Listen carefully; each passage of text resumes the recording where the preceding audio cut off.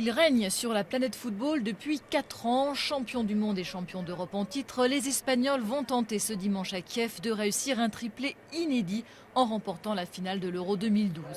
Mais face à eux, il y aura l'Italie, une équipe qui n'est pas arrivée jusque-là par hasard. Les Espagnols assurent se préparer à une finale très équilibrée.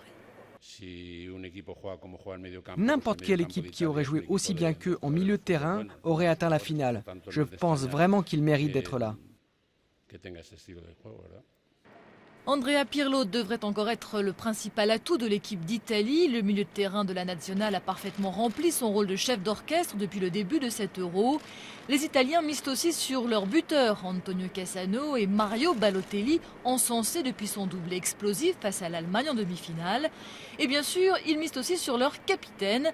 Magnifique duel en perspective entre Gianluigi Buffon et son homologue espagnol Iker Casillas, qui se disputent le titre de meilleur gardien du monde. Il y a un an, j'étais descendu à la 150e place des gardiens mondiaux.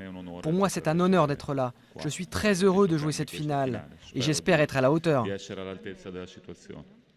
Cette finale s'annonce en effet très relevée avec du beau spectacle à la clé. Les Espagnols sont réputés pour leur fluidité offensive avec notamment Iniesta qui pourrait bien être consacré meilleur joueur de cet Euro.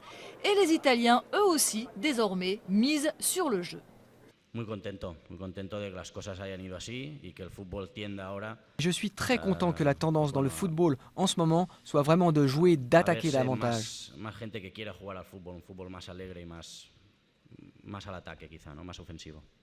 L'Italie est la seule équipe à avoir réussi à marquer un but contre l'Espagne dans cet Euro. La Nationale et la Rora avaient fait match nul un partout en phase de poule, mais l'Espagne part néanmoins favorite dans cette finale 100% latine et c'est justifié aux yeux du sélectionneur italien. L'Espagne a la meilleure équipe du monde depuis quelques années parce qu'ils ont toujours joué à leur façon. Ils sont toujours restés fidèles à leur philosophie du football. J'ai toujours dit qu'ils étaient l'équipe à battre. L'Italie va-t-elle réussir à détrôner l'Espagne? Son dernier titre de championne d'Europe remonte à 1968. En pleine renaissance dans cet Euro, la Nationale rêve maintenant d'aller jusqu'au bout.